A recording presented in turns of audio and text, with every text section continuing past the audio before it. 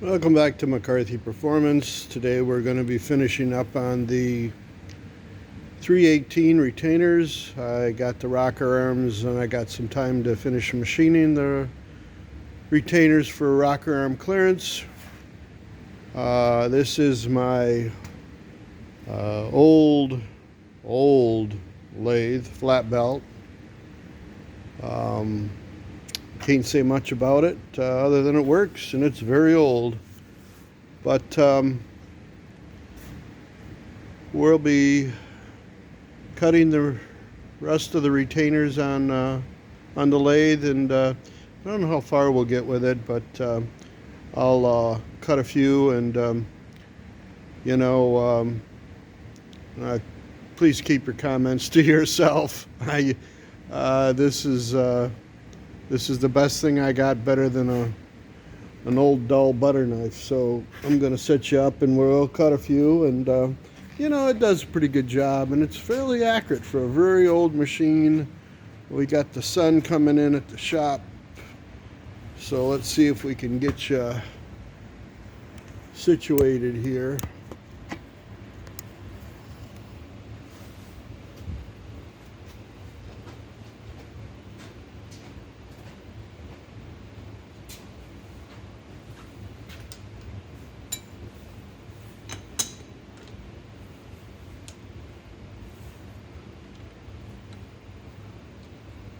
Now I've got different ways to hold the retainers.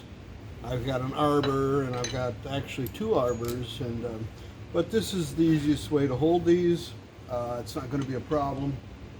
We'll hold them like this. So if you're going to comment and say there's other ways of doing that, you're absolutely right. There's probably 3 different ways you can do this, but this is the way I choose to do it.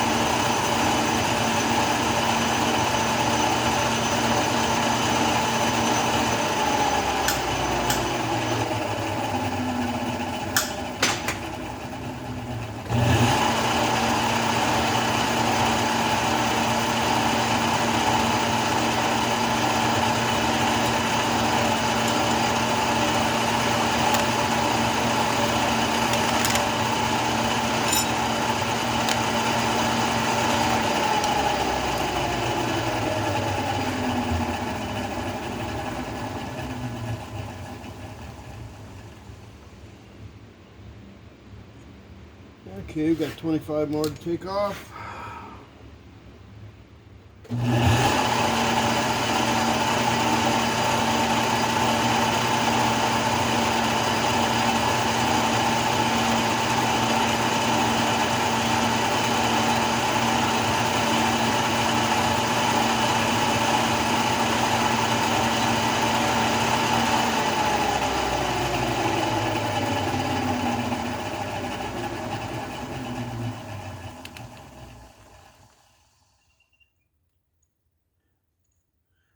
18.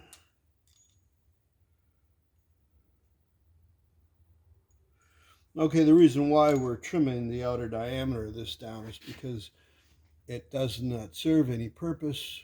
The spring is below this. Could I get a different retainer? Maybe, but I have these and it's not that big of a deal to cut them down. So this is basically top hatting the spring, meaning that there's extra retainer for the diameter of the spring and it's affecting my clearance. I'd like a little more clearance between the rocker arm and the retainer, and it's just a lot easier to cut the retainer than it is the rocker arm, which you don't ever really want to modify a rocker arm if you don't have to. So we'll take the remaining off of this, double check it. So we've got about 8 thousandths to take off.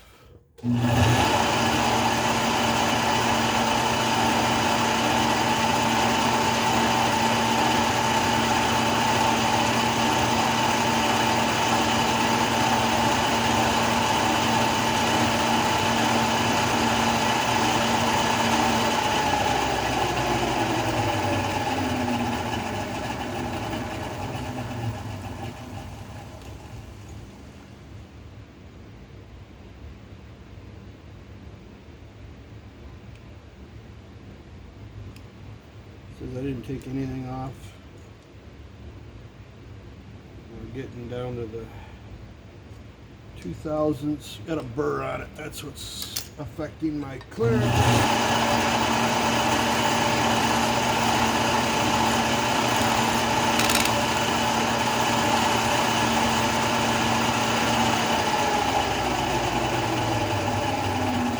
File, I cut the tails off the files. You can put handles on them, but I have handles, but I like that one for this particular use. Yeah. Okay, and these aren't the accurate, but most accurate thing, but they're close enough for this because this is a non-crucial dimension.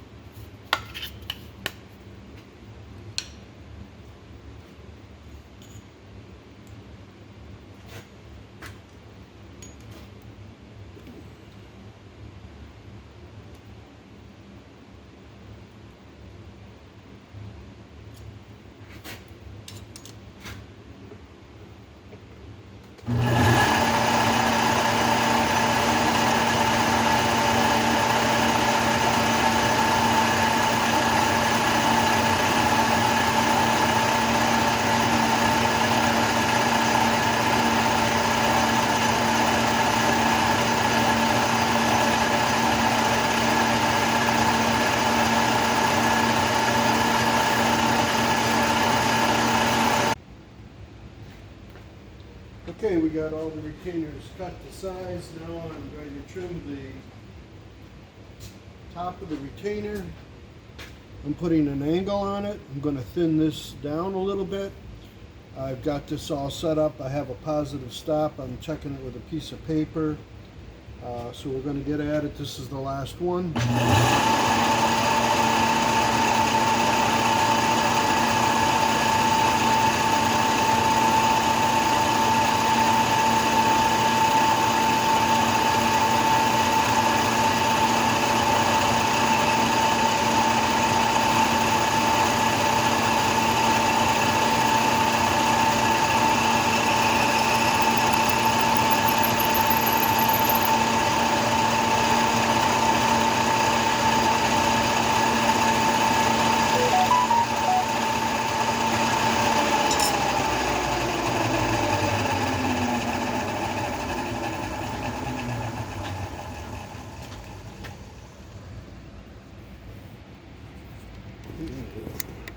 Because this is not a very high spring pressure engine, it's not a race engine, it's a warmed up engine. I have no fear of what I've done here, so please don't comment me on this. I've done this more than once. If you disagree with it, that's fine. You can do that. There's no problem with these. They're plenty thick enough. There's no problem at all with them. Now we'll show you why we had to do all that. And maybe we didn't, but I didn't want to go out and buy 5, 6, 7 sets of retainers. So with this valve train, now we have clearance in there. We have clearance behind here. It is plenty fine for this. So thank you for watching.